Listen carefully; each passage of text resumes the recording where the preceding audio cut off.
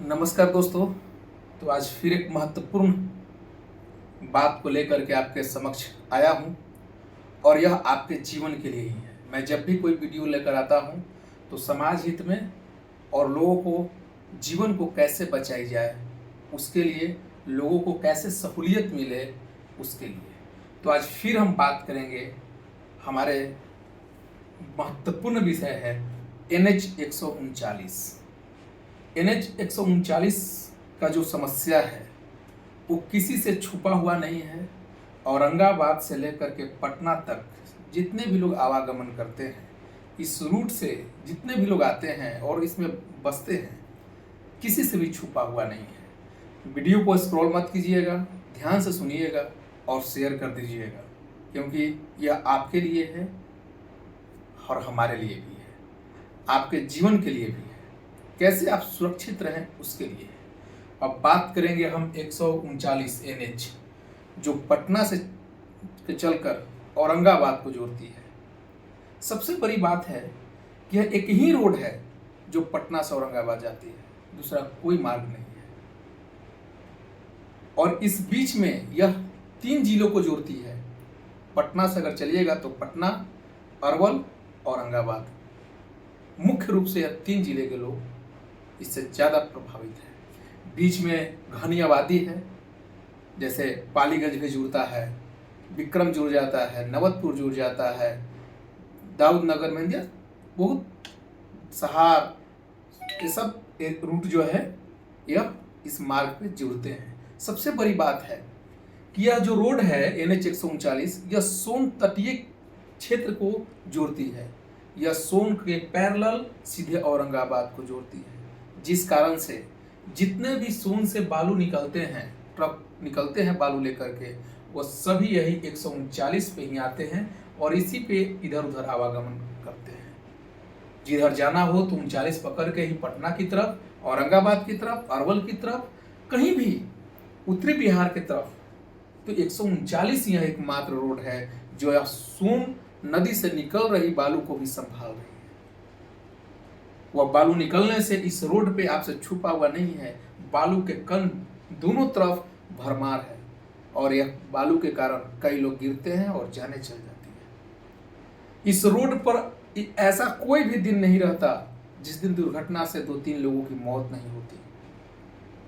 लगभग आज तक कितने लोगों की मौत इस रोड पे हुई है केवल दुर्घटना में।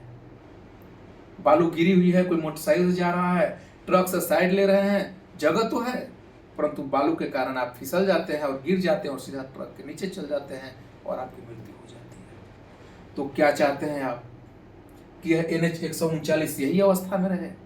नहीं। अगर यह NH 139 को 4 लेन कर दिया जाए, अगर 6 लेन कर दिया जाए, तो हम इन तमाम समस्याओं से बच सकते हैं। हमारी जो दुर्घटनाएं इतनी गति तेज से हो रही है, हम इस दुर्घटनाएं से बच सकते हैं। हमारी दुर्घटना में हमारी जान नहीं जा सकती है। यह मैं औरंगाबाद, अरवल, पटना, ये बीच में जितने भी लोग आते हैं, ये तमाम लोगों से विनती है कि आप अपने अपने जनप्रतिनिधियों को, अपने अपने बड़े बड़े नेताओं को इस बात के लिए आग्रह करें, विनम्र पूर्वक आग्रह करें कि सर, इस पे लोगों को रोज जाने जा रही है और आज यह चौड़ीकरण के लिए बांट जो रहा है, जबकि एक ही मार्ग है जो पटना से औरंगाबाद जाती है। मैं दोबारा कह रहा हूँ, दूसरा कोई मार्ग नहीं है जो आप औरंगाबाद को जा सकते हैं। और लिंक है इधर उधर से घूम करके घुमावदार, वो अलग चीज है।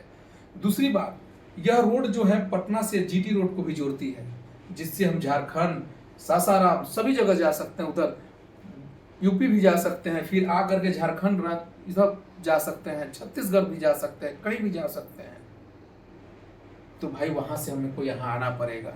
GT रोड के कारण जितने भी मालवाहक गाड़ी हैं बड़े बड़े, जो पटना को जाती है, बड़ी बड़ी गाड़ियां माल लेकर के, बड़े बड़े बहुत 50-50 चक्का वाले गाड़ी जो है, ट्रक जो है, इस रोड से गुजरती है और इस रोड पे सहन करना पड़ता है। तो कैसे जब यहाँ से हम आएंगे तो GT रोड से माल को पटना पहुँचाना है, पटना से हमको झारखंड जाना है, छत्तीसगढ़ जानी है, तो इस रोड का इस्तेमाल करने आते हैं बताइए कितना परेशानी होती है।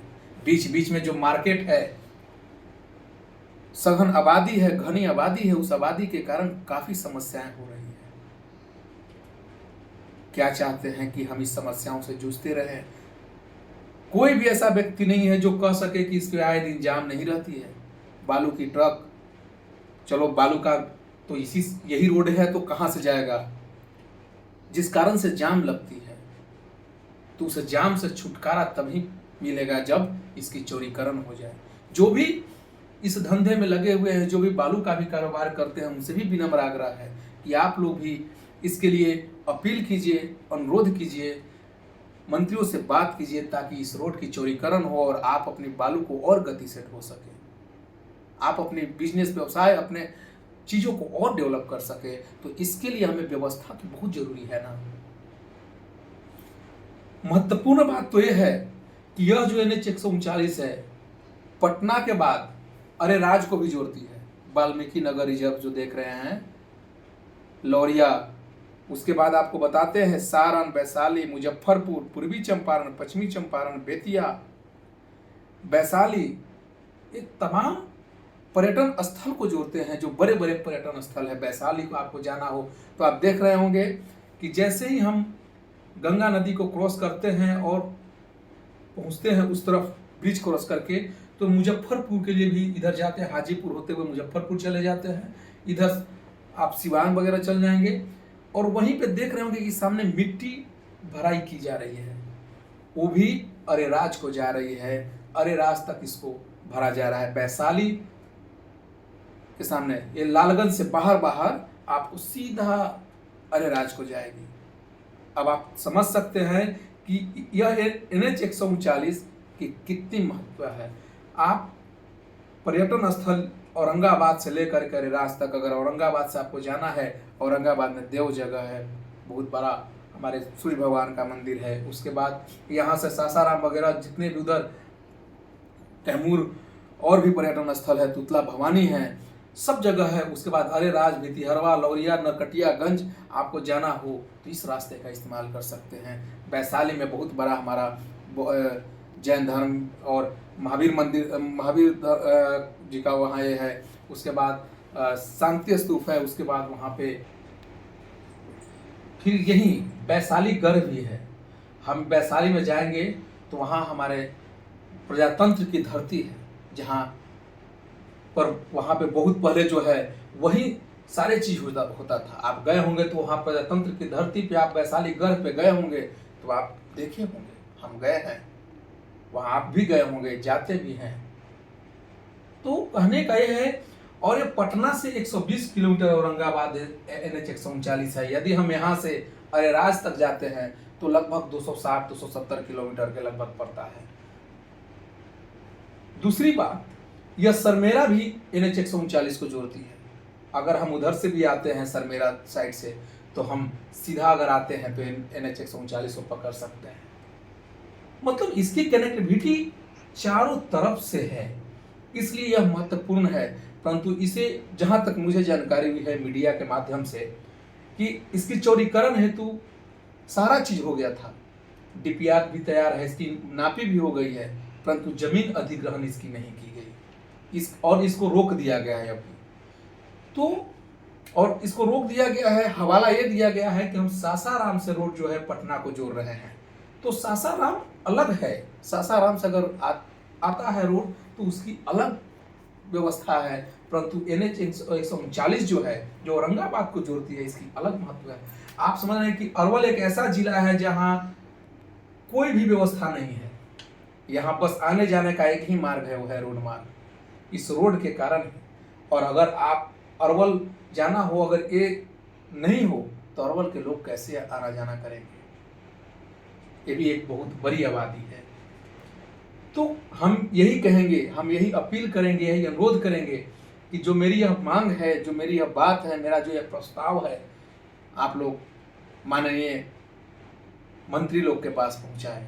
और आप लोग अपने अपने इस रूट से, बहुत विधायक, सांसद, कई लोग हैं इस रूट में जो आते हैं, उनसे भी अपील करते हैं कि आप लोग इसके लिए नितिन गडकरी जी से, माननीय मंत्री नितिन गडकरी जी से आप अनुरोध कीजिए ताकि यह रोड जो है बनाई जा सके। हालांकि हमने इसके लिए प्रस्ताव और पत्राचार किया, जिसमें डॉक्टर ममता मई प्रियदर्शनी जी ने इस चीज को केंद्र तक पहुंचाया है, नितिन गडकरी जी तक इस बात को पहुंचाए हैं। पत्राचार और कोशिश दोनों जारी है।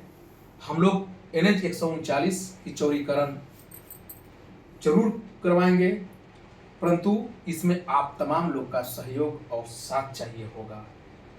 और हम इस पे बहुत प्रमुखता के साथ कार्य कर रहे हैं, क्योंकि जो लोगों की इस पे दुर्घटनाएं हो रही है ये चिंताजनक और असहनीय और दुखद है।